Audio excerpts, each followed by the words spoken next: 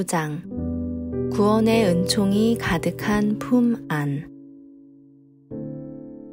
떨리는 손으로 신문의 기사를 읽고 있던 헨리 맥스웰 목사는 그만 신문을 떨어뜨리고 말았다. 가서 파우스 씨를 만나봐야겠군. 자신의 서약을 양심적으로 지켜나가려다가 이런 결과를 빚게 되었으니. 그가 일어나 밖으로 나가려 하자 아내가 물었다. 여보, 당신은 예수님이라면 그렇게 하셨을 거라고 생각하세요? 맥스웰 목사는 잠시 생각하더니 천천히 대답했다. 물론 예수님이라면 그렇게 하셨을 거라고 생각하오. 서약을 한 사람은 누구나 파우스 씨의 입장을 이해하리라 믿소. 그는 어느 누구를 위해서가 아니라 바로 자기 자신을 위해서 예수님이 그렇게 하시리라 믿는 대로 결정을 내린 것이오. 그분의 가족은 이제 어떻게 될까요? 부인과 딸 셀리아는 그의 결정을 이해하고 받아들일까요? 의심할 여지 없이 매우 어려운 처지에 놓일 거요. 그들은 파우스 씨의 입장을 잘 이해하지 못할 테니 그게 바로 파우스 씨가 져야 할 고통의 십자가가 되겠지. 말을 마친 후 맥스웰 목사는 서둘러 파우스 소장이 살고 있는 이웃 동네로 떠났다. 다행스럽게도 파우스 소장이 직접 나와서 그를 맞이했다. 두 사람은 아무 말 없이 서로 악수를 나누었으나 서로의 마음을 곧 이해할 수 있었다. 이때처럼 목사와 교인 사이에 사랑과 이해의 깊은 공감을 느낀 적은 일찍이 없었으리라. 이 사건의 경위에 대해 한동안 이야기를 나눈 후에 맥스웰 목사가 물었다. 앞으로 어떻게 하실 계획입니까? 직장 문제 말씀입니까? 아직 별다른 계획은 없지만 옛날에 일했던 전신기사로 취직할 수 있을 것 같습니다. 사회적인 활동이나 사교 모임을 제외하고는 생활에 나가는데 가족들이 경제적 빈곤은 겪지 않을 겁니다. 파우스 씨는 다소 서글픈 목소리로 차분하게 대답했다. 맥스웰 목사는 그의 아내와 딸이 어떻게 생각하고 있는지를 차마 묻지 못했다. 그 점이 바로 파우스 씨의 가장 깊은 고통임을 너무 잘 알고 있었기 때문이었다. 잠시 후 파우스 씨는 진지한 표정으로 말했다. 목사님께서 도와주셨으면 하는 것이 한 가지 있습니다. 다름 아니라 철도 공장에서 노동자들의 복지 사업이 활발히 진행되고 있는데 제가 알기로는 본사에서도 이러한 움직임이 계속되는 것을 반대하지 않으리라고 봅니다. 그런데 철도회사에서 표면상으로는 YMCA나 기타 다른 기독교 단체에서 벌이는 여러 가지 활동을 장려하고 있으면서도 정작 철도회사의 중역들이나 간부들은 가장 비기독교적이고 법에 어긋나는 행위들을 암암리에 자행하고 있으니 이것이야말로 표리부동한 철도계의 모순이 아닐까요? 물론 그들은 스스로 온화하고 정직한 그리스도인들임을 보여주기 위해 노동자들에게 선심을 베풀 것이라고 생각됩니다. 그러니 틀림없이 그 기계공작실의 실장도 빈방의 사용을 기꺼이 승낙해 줄 것으로 믿습니다. 제가 목사님께 부탁드리고자 하는 것은 제가 세워놓은 계획이 잘 실행될 수 있도록 보살펴 달라는 것입니다. 목사님께서는 대충 그 계획에 대해 알고 계시는 데다가 지난번에 노동자들에게 무척 좋은 인상을 남겨주셨거든요. 될 수 있으면 자주 그곳을 방문해 주십시오. 이 계획에 관심을 갖고 있는 밀턴 라이트 씨가 커피 끓이는 기구들이랑 독서용 테이블을 마련해 주실 겁니다.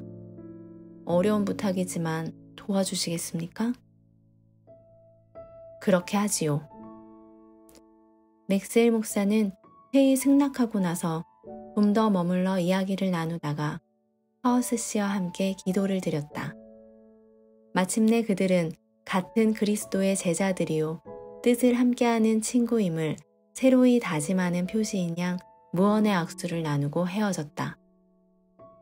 돌아오는 길에 맥스웰 목사는 그 주일에 일어난 여러 가지 사건들을 돌이켜보며 깊은 생각에 잠겼다. 예수님이라면 어떻게 하실까?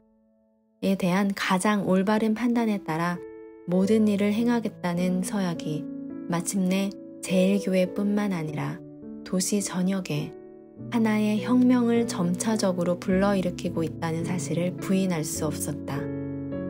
이 서약을 충실히 지켜나감으로써 초래하는 결과가 매일매일 심각한 양상을 드러내고 있었다. 궁극적으로 어떤 결과에 이르게 될지 목사 자신도 알 수 없었다. 사실상 레이먼드 씨뿐만 아니라 미국 전역에 걸쳐 수많은 가정들의 역사와 운명을 바꾸어 놓으려는 일련의 운동이 이제 막 시작되려는 단계에 있었다.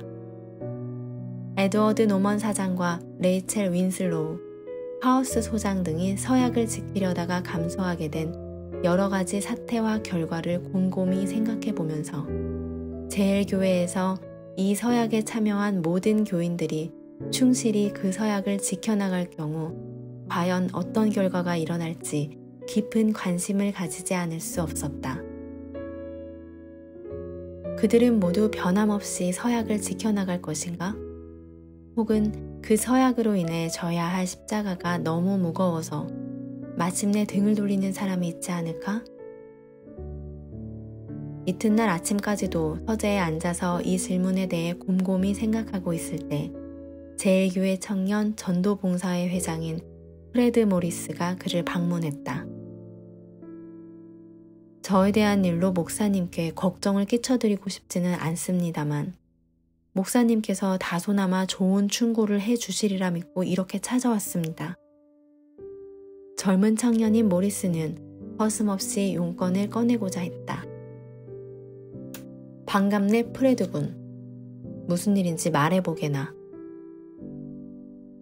맥스웰 목사는 이곳에서 목회를 하게 된 첫 해부터 이 청년을 알고 있었고 늘 충실하고 열성적으로 교회에 봉사해 왔으므로 무척 그를 아끼고 사랑하고 있었다.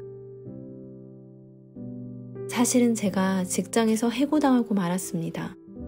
목사님께서도 아시다시피 저는 작년에 학교를 졸업한 이후 조간지인 모닝 센티널 신문사에서 취재기자로 일해왔습니다. 그런데 지난 토요일에 저의 상사인 버어 씨가 주일 아침 일찍 현장으로 내려가서 간이역에서 일어난 기차 강도 사건을 자세히 취재해오라는 지시를 했습니다. 석간인 데일리 뉴스가 미처 취재에 착수하기도 전에 이 사건을 대서특필해서 월요일 아침에 호회에 발행하겠다는 것이었죠. 제가 가지 않겠다고 거절하자 버어 씨는 몹시 화가 난 듯 저를 해고시켜버리고 말았습니다. 그렇게까지 심하게 나올 줄은 꿈에도 몰랐는데 몹시 기분이 상했던가 봅니다. 그 이전에는 제게 항상 잘해주셨거든요. 과연 예수님께서도 제 입장에서 그렇게 하셨을까요? 다른 친구들이 저의 행동에 대해 고지식하고 어리석은 짓이라고 비난하기에 목사님께 여쭤보는 것입니다. 때때로 어떤 확고한 신념과 동기에 의해 행하는 그리스도인들의 행위가 다른 사람들에게 이상하게 보일지는 모르지만 정말 어리석은 짓이라고 생각하지는 않아요. 목사님은 어떻게 생각하세요? 프레드군, 나는 자네가 충실히 서약을 지켰다고 생각하네. 예수님이라면 자네가 생각한 것과 마찬가지로 주일 아침에 취재하러 나가지는 않으셨으리라 믿네. 감사합니다, 맥스웰 목사님. 다소 고통스럽게 느껴지긴 했지만 깊이 생각할수록 잘한 일이라고 생각되거든요. 모리스가 방을 나서려고 일어서자 목사도 함께 일어나서 그 청년의 어깨에 사랑이 넘치는 마음으로 손을 얹으며 물었다. 앞으로 무슨 일을 할 생각인가, 프레드군? 아직은 잘 모르겠습니다만 시카고나 혹은 다른 대도시로 나가볼 생각입니다. 데일리 뉴스에 입사하지 그러나 거기는 이미 정원이 꽉 차서 지원해볼 엄두조차 못 내고 있어요. 맥스웰 목사는 잠시 생각에 잠기더니 이렇게 말했다. 나와 함께 데일리 뉴스 신문사로 가보세. 노먼 사장을 만나 상의해보겠네. 그리하여 몇 분 후에 에드워드 노먼 사장은 맥스웰 목사와 청년 모리스를 대면하게 되었고, 맥스웰 목사는 간략하게 찾아온 용건을 말했다. 자네에게 데일리 뉴스에서 함께 일할 자리를 즉시 마련해 주기로 하지. 노먼 사장은 다소 날카로운 인상을 풍기는 모습이었으나 온화한 미소를 띠며 말했다. 나는 주일엔 일하지 않으려는 확고한 주관을 가진 기자를 원하고 있다네.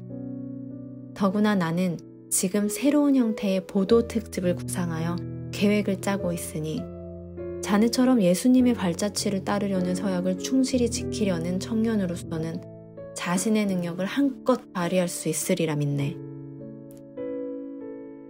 노먼 사장은 즉시 모리스에게 일할 책상을 지정해 주었다. 맥스웰 목사는 집으로 돌아오는 길에 깊은 만족감에 젖어 있었다.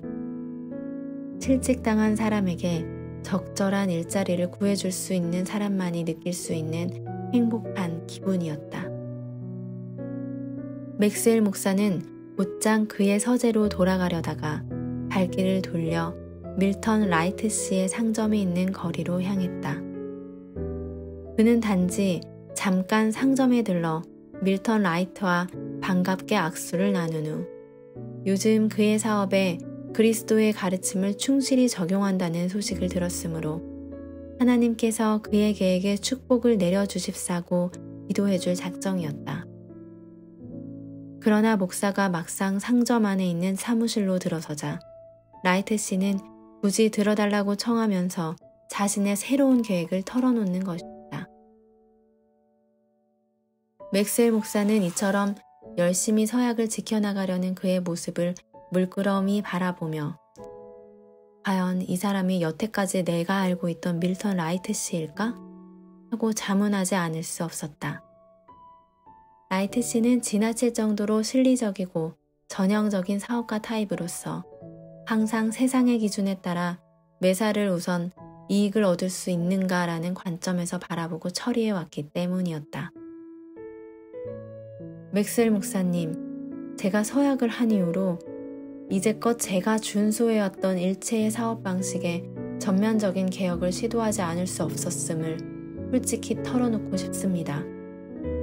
지난 20년 동안 저는 상점을 운영해 오면서 예수님이라면 하지 않으실 만한 일들을 수없이 행해왔습니다. 이제 저는 예수님이라면 하셨을 일들을 깨닫게 되었습니다. 우선 어떤 변화를 시도할 계획이십니까?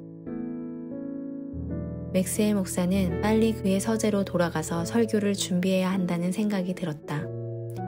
그러나 점차 밀턴 라이트 씨와의 대화가 진행되는 동안 굳이 서재로 돌아가지 않아도 설교 자료를 얻을 수 있으리라는 확신이 들었다.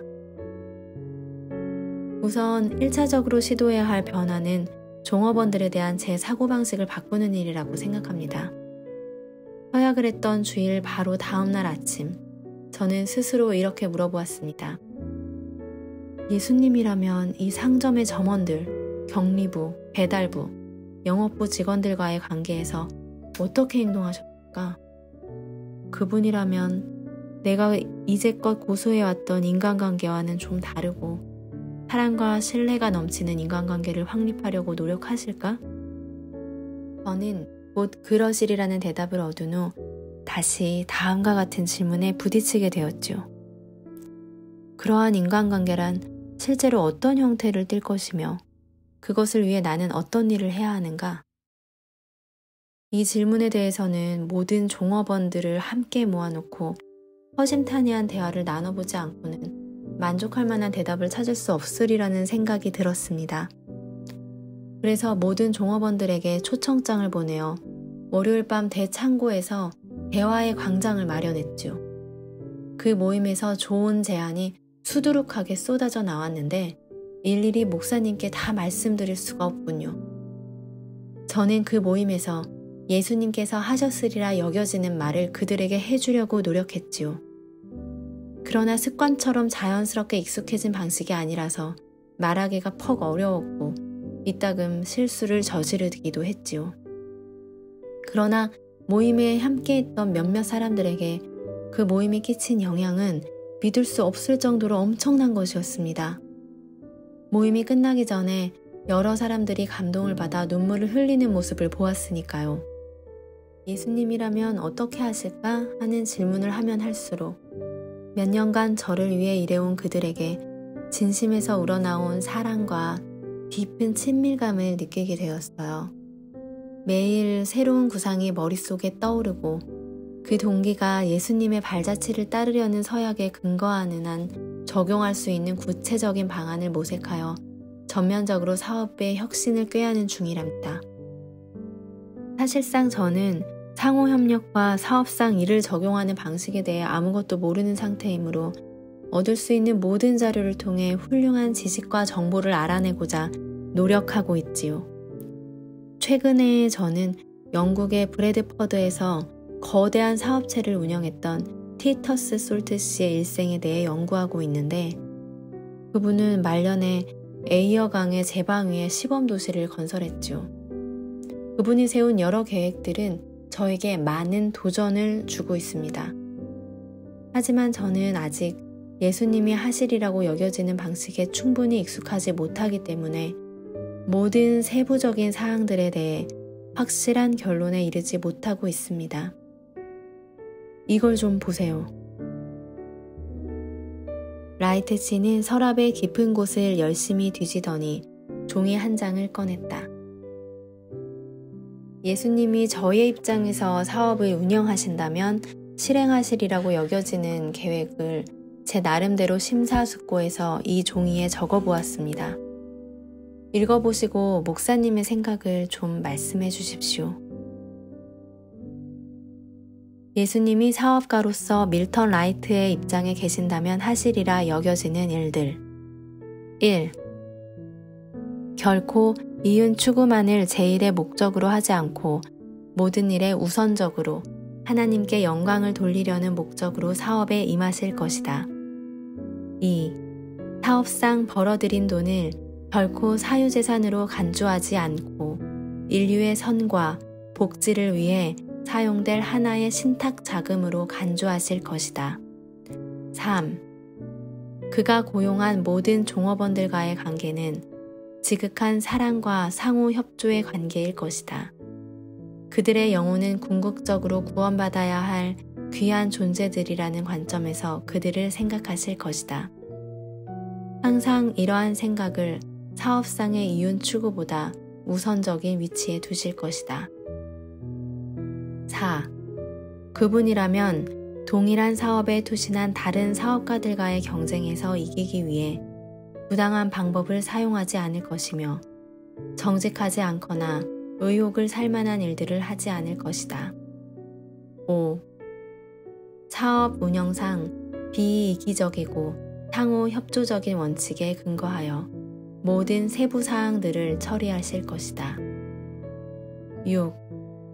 이러한 원칙에 근거하여 사업주와 고용인들과의 관계 개선을 추구하실 것이며 고객들이나 관련된 일반 사업체에 대해 신임할 수 있고 화목한 관계가 이루어지도록 노력하실 것이다. 헨리 맥스웰 목사는 라이트 씨가 제시한 계획들을 천천히 읽어내려 가면서 자기 자신도 엊그제 예수님께서 하시리라 여겨지는 행동을 구체적으로 기록해 보려고 애쓰던 일이 생각났다.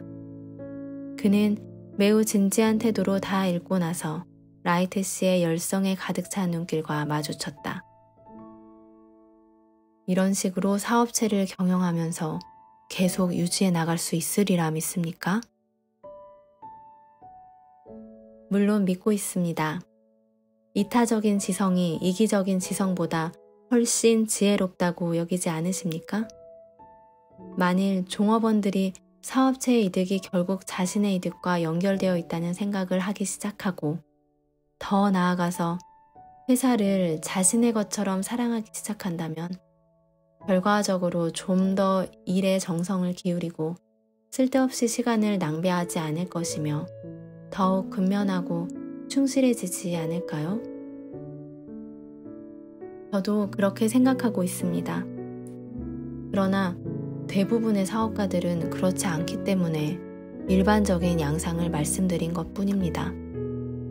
그렇다면 이제 사장님께서는 기독교적인 원칙과는 전혀 무관하게 오로지 이윤 추구에만 혈안이 되어 있는 다른 사업체들과 어떻게 관계를 유지하실 작정입니까? 물론 그런 어려움이 저의 결단을 방해하고 있지요. 혹시 사장님께서는 경영자 근로자 협동조합으로 알려진 사업 형태를 구상하고 계시는 게 아닌가요? 예, 말하자면 바로 그것입니다. 이미 말씀드린 바와 같이 저는 아주 세부적인 사항들까지 조심스럽게 연구하고 있답니다. 예수님께서 저의 위치에 계신다면 철저히 비이기적인 방법으로 사업을 운영해 나가시리라는 것이 저의 절대적인 확신입니다. 그분이라면 자신이 고용하고 있는 모든 사람들을 진심으로 사랑하실 것이며 사업의 주된 목표를 상호 협조에 두고 궁극적으로는 하나님의 나라가 지상에 이루어질 것을 제1의 목표로 삼아 사업 전반을 운영해 나가실 것입니다. 저도 이러한 원칙들을 근거로 하여 여러 가지 계획을 짜고 있습니다. 세부적인 사항들까지 완성하려면 좀 시간이 걸리겠지요. 얼마 후 맥스웰 목사는 밀턴 라이트의 상점을 떠나면서 바야흐로 사업계에서도 개혁의 물결이 일고 있음을 보고 깊은 감명을 받았다. 그의 상점을 지나오면서 그곳에는 벌써 새로운 기운이 솟아오르고 있음을 느낄 수 있었다. 밀턴 라이트 씨가 서약을 한 지 채 일주일도 못 되어 종업원들과 새로운 유대감과 관계 개선을 이룩하려는 그의 노력이 점차 사업 전반에 변혁을 일으키기 시작했음은 부인할 수 없는 사실이 되었다. 종업원들의 밝은 표정과 행동을 통해 이런 현상은 눈에 띄게 드러났다. 만일 라이트 씨가 이러한 방침을 계속 실행해 나간다면 머지않아 레이먼드에서 가장 영향력 있는 설교자가 되겠는걸? 맥스웰 목사는 서재에 당도하자 이렇게 중얼거렸다. 그러나 금전적인 손실을 감수하고서라도 그가 시작한 개혁을 계속 실행해 나갈 것인지 의아스러운 점도 없지 않았다. 그는 조용히 무릎을 꿇고 주님의 발자취를 따르려고 서약한 무리들 위에 놀라운 능력으로 임재하셨던 성령이 늘 그들과 함께해 주시기를 간절히 기도했다.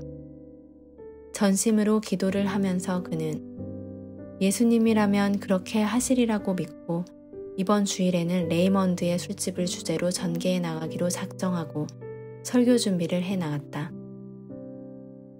그는 이제껏 한 번도 술집을 반대하는 내용의 설교를 해본 적이 없었다. 또한 이러한 내용의 설교를 함으로써 심각한 반응을 초래하리라는 것도 짐작하고 있었다. 그럼에도 불구하고 꾸준히 설교 준비를 하면서 한 문장 써내려 갈 때마다 예수님이라면 어떻게 말씀하실까 라는 자문자답을 빼놓지 않았다.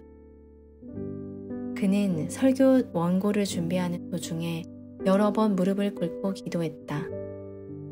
그 기도가 무엇을 의미하는지는 목사 자신 외에는 아무도 몰랐다. 그가 참다운 기독교 정신으로 예수님의 발자취를 따르기로 서약한 대변혁의 이전에는 설교 준비를 하면서 무릎을 꿇은 적이 몇 번이나 있었던가. 이제 성직자로서 자신의 사역을 생각해 볼 때 지혜를 갈망하는 기도 없이는 감히 설교할 수 없을 것 같았다. 그는 더 이상 극적인 언사로 회중들에게 충격과 파문을 던져주는 방법 따위에는 관심이 없었다. 이제 그가 당면한 가장 큰 문제는 예수님이라면 과연 어떻게 하실까 하는 것이었다. 토요일 밤 렉탱글에서 열린 집회에서 그레이 목사 부부는 일찍이 겪어보지 못한 놀라운 장면을 목격했다. 집회는 매일 밤 레이첼 윈슬로우의 아름다운 찬송으로 인해 더욱 알차게 진행되고 있었다. 낮에 렉탱글을 지나치는 낯선 사람들마저 이런저런 사람들의 말을 통하여 그 집회에 대한 소식을 많이 전해 듣곤 했다. 그날 밤까지만 해도 저주와 잡담과 지나친 음주는 여전히 사그러지지 않았다. 이러한 집회를 통하여 렉탱글의 무질서한 상황이 다소 개선되고 있거나 레이첼의 노래가 그들의 거친 태도를 순화시키고 있으리라는 생각은 전혀 현실과 관계없는 공상에 불과했다. 이곳 주민들은 소위 거칠고 무질서한 렉탱글이라는 낙인을 하나의 자랑처럼 여기고 있었다. 이처럼 오랫동안 뿌리 박혀 내려온 풍토와 고질적인 관념에도 불구하고 이곳에 차츰 어떤 변화가 일어나고 있었다. 이러한 변화는 일찍이 상상도 하지 못했고 미리 알아서 막아버릴 만큼 눈에 띄는 것도 아니었다. 그레이 목사는 감기가 나아 어느 정도 목소리를 회복했으므로 그날 밤에는 설교를 할 수 있었다. 목소리가 가라앉을까봐 조심스럽게 설교했으므로 회중이 그의 말을 알아들으려면 조용히 하지 않을 수 없었다. 차츰차츰 그들이 이해하기 시작한 것은 이 사람이 그토록 오랫동안 시간과 정력을 아낌없이 쏟아가면서 그들에게 구세주가 있음을 알려주기 위해 노력하고 있으며 더구나 아무런 대가나 사리사욕을 구하지 아니하고 완전히 비이기적인 사랑으로 그들을 대하고 있다는 점이었다. 그날 밤 엄청나게 모여든 군중들은 헨리 맥스웰 목사의 설교를 듣는 제1교회의 품위 있는 군중들 못지않게 조용했다. 천막 주변에 서 있는 사람들도 잠잠했고 술집도 거의 비어 있었다. 마침내 성령의 능력이 그들에게 역사하셨으니 그레이 목사는 자신이 오랫동안 기도해왔던 일생일대의 기도가 마침내 응답받았음을 깨달았다. 한편 레이첼 양의 찬양은 그날따라 일찍이 버지니아나 자스퍼 체이스가 들었던 것보다 훨씬 아름답고 성스러운 분위기를 풍겼다. 그날 밤에는 의사인 웨스트 박사도 모임에 참석했는데 그는 일주일 동안 여가 시간을 렉탱글에서 의료봉사 활동을 하고 있었다. 버지니아는 오르간 앞에 앉아 있었고 자스퍼 체이스는 앞좌석에 앉아 레이첼을 응시하고 있었다. 그녀가 찬송을 부르고 있을 때 한 사나이가 강단을 향해 나아가자 렉탱글 사람들은 무슨 일인가 하여 술렁거리기 시작했다. 큰 죄에 빠진 날 위해 주보혈 흘려주시고 또 나를 오라 하시니 주께로 거저 갑니다. 그레이 목사는 너무나 갑작스러운 일이라 거의 아무 말도 하지 못하고 환영의 뜻으로 그 사나이에게 손을 내밀었다. 그러자 천막 안의 두 통로를 따라 상처받은 죄 많은 사람들이 남녀 구별 없이 강대상을 향해 몰려들었다. 길에서 창녀 노릇을 하던 여인 하나가 오르간 가까이 다가왔다. 버지니아는 이 창녀의 얼굴을 보자 화려하고 곱게만 자라온 자신의 생애에서 난생 처음으로 예수님이라면 이 죄 많은 여인에게 어떻게 대하셨을까 하는 생각이 퍼뜩 떠올랐고 마음속에서 용기와 힘이 용솟음치면서 마치 새로운 탄생을 맞이하는 느낌이 들었다. 버지니아는 오르간에서 일어나 그녀에게로 다가가서 그녀의 얼굴을 깊은 사랑의 마음으로 들여다보며 두 손을 마주 잡았다. 그 창녀는 몸을 떨고 흐느끼면서 버지니아의 무릎에 쓰러지고 말았다. 그녀의 머리가 긴 의자의 등받이에 기대었으나 여전히 버지니아의 손을 놓지 않고 참회의 눈물을 흘리고 있었다. 버지니아는 잠시 망설이다가 그녀 옆에서 함께 무릎을 꿇으니 머리가 서로 맞닿게 되었다. 두 줄로 강단을 향해 몰려왔던 사람들이 모두 무릎을 꿇고 참회의 눈물을 흘리고 있을 때에 다른 사람들과는 대조적으로 야회복을 말쑥하게 차려입은 한 사나이가 좌석을 비집고 앞으로 나오더니 전에 맥스웰 목사가 설교할 때 소란을 피우던 주정뱅이 옆에 조용히 무릎을 꿇고 머리를 숙였다.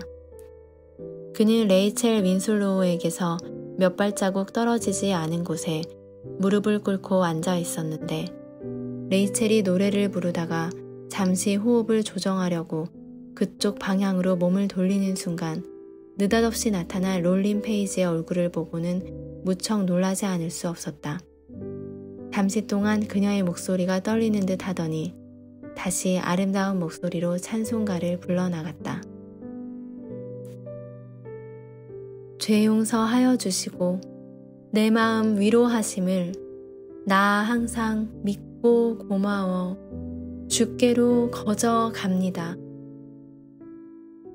그 목소리는 성령의 은혜를 갈구하는 열정으로 충만해 있었고 한동안 렉탱글은 구원의 은총이 가득 찬 분위기에 휩쓸려 있었다.